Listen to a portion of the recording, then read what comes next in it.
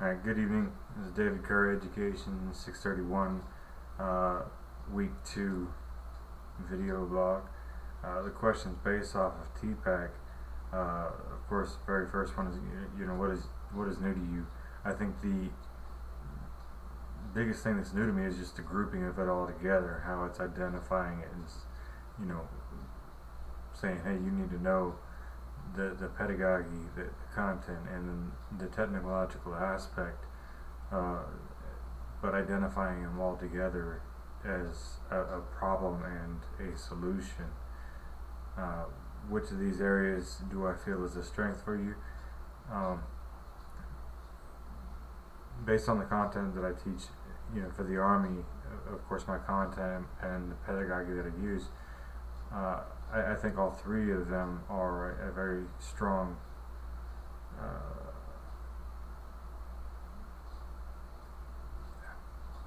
a very good strength for me, rather.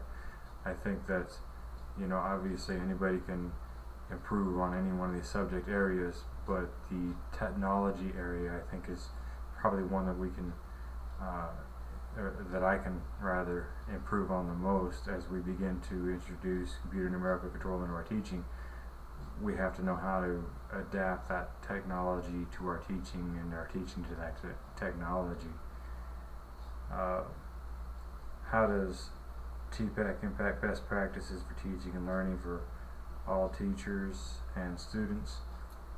I think the biggest area here is the validity factor. You have to be able to identify whether or not your teaching and use of technology is actually being absorbed by the students, and whether it's causing learning or whether it's causing diffraction. They're not picking it up, they're not quite understanding something.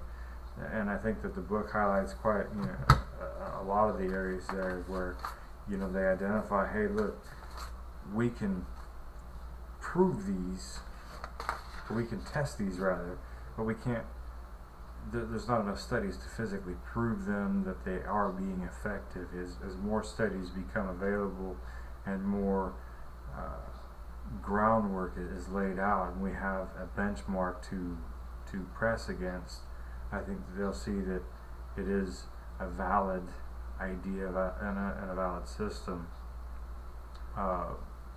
But until the point where they can identify that they had that basic benchmark, it's going to be a little difficult for them.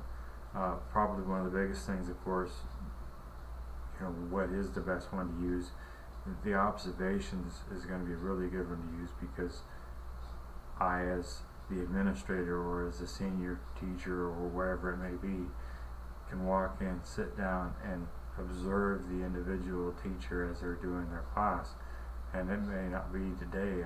Today I may just be in there just to see how the students are reacting, and it may be tomorrow that I'm observing your class. And so there's a sense of, no matter when I come in, am I observing you, the teacher, or am I just there because? The open-ended questionnaires and the performance assessments, I think these leave a lot of area for error, for personal bias. But when you're physically watching somebody give the lessons and identifying the technology used, that's when you're going to get the best answers as to whether this teacher has a great understanding of TPACK.